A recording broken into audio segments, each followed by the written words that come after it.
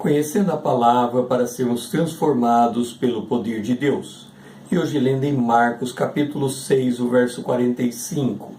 E embarcara e passar adiante para o outro lado a Betsaida, enquanto despedia a multidão.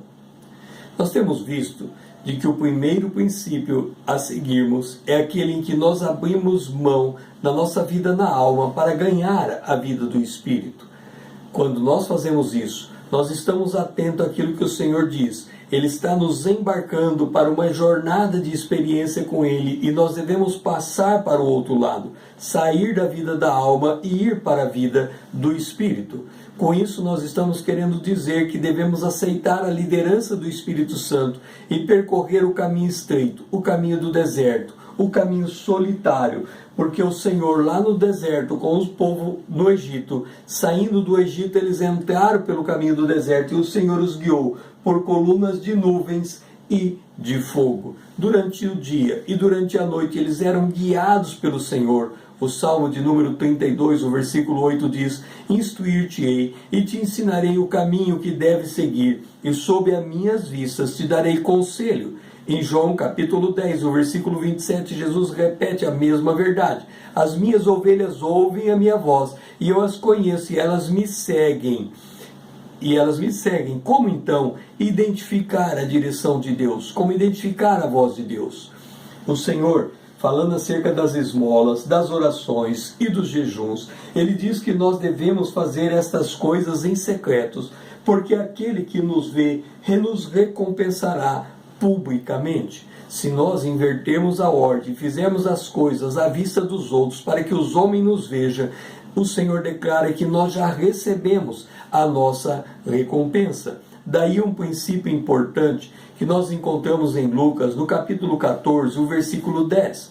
Pelo contrário, quando fores convidado, vai e toma o último lugar, para que quando vier o que te convidou e te diga: amigo, senta-te mais para cima, ser-te-á isso uma honra diante de todos os mais convivas. Assim nós devemos optar por ficar no último lugar e esperar que Deus nos transporte para o primeiro lugar.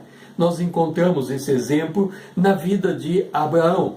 Abraão e Ló, eles começaram a ter, os pastores de cada um deles, começaram a ter contendas, porque não havia pasto suficiente para os seus rebanhos, eles tinham que se dividir. Abraão chama Ló e diz o seguinte a ele, em Gênesis capítulo 13, o versículo 9, acaso não está diante de ti toda a terra? Peço-te que aparta-te de mim. Se fores para a esquerda, irei para a direita, e se fores para a direita, irei para a esquerda.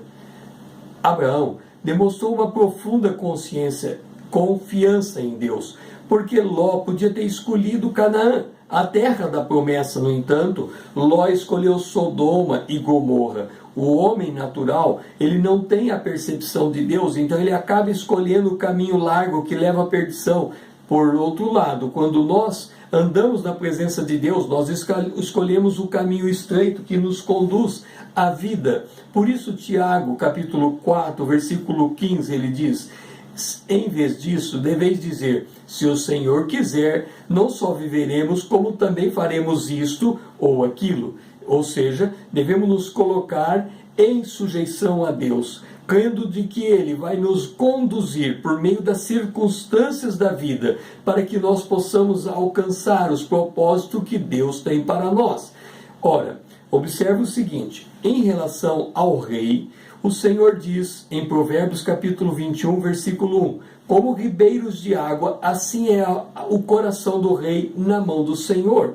Deus, segundo o seu querer, inclina o coração do rei. Ora, o que a palavra de Deus diz é, mesmo que nós nos submetamos à vontade de um homem e deixemos que ele tome uma direção para nós, ainda assim nós podemos confiar que o Senhor fará com que essa direção concorra em direção àquilo que Deus tem para as nossas vidas. Por outro lado, Filipenses capítulo 2, o versículo 13 diz, porque Deus é quem efetua em vós tanto querer como realizar segundo a sua boa vontade. Ele também muda as nossas disposições interiores, ele tira a vontade da alma e coloca a vontade do Espírito em nosso coração para que realizemos a vontade do Senhor. É por essa razão que nós podemos confiar de que o Senhor está nos guiando por meio das circunstâncias, porque em João, capítulo 3, o versículo 8 diz: o vento sopra onde quer, ouves a sua voz, mas não sabe de onde vem nem para onde vai. Assim é todo aquele que é nascido do Espírito. Nós que somos nascidos do Espírito e que vivemos a vida do Espírito, nós somos como o vento, nós somos como uma nuvem levada pelo vento. Para onde o vento sopra, nós vamos. Se o vento nos sopra para a direita, nós vamos para a direita, para a esquerda, nós vamos para a esquerda. Se ele nos sopra para a casa do Senhor, é para lá que vamos. Se ele nos sopra de volta para o lar, é no lar que estamos. Se ele nos sopra para o trabalho, nós trabalhamos. Se ele nos sopra no lazer, nós estamos ali. Se ele nos sopra para a obra de Deus, nós fazemos a obra do Senhor. Se ele nos sopra para sermos generosos, nós somos generosos. No trânsito engarrafado ou na tribulação, nas dores ou na alegria, por onde quer que sopra o vento do Senhor, aí nós devemos estar por inteiro. Lembra de colocar-se no último lugar para ser levado para o primeiro? Ouça a promessa do Senhor para nós. Apocalipse capítulo 3, verso 21.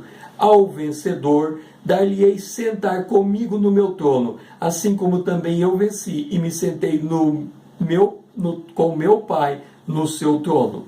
Esta é a promessa do Senhor. Quando nós nos propomos a nos colocar nos últimos lugares diante dos homens, para que o Deus que nos vê em secreto nos recompense publicamente, Ele vai nos tirar do último lugar e nos fazer sentar no trono da graça. E é para este caminho que eu convido você a trilharmos. O meu nome é César, usando da internet para com você compartilhar a palavra de Deus.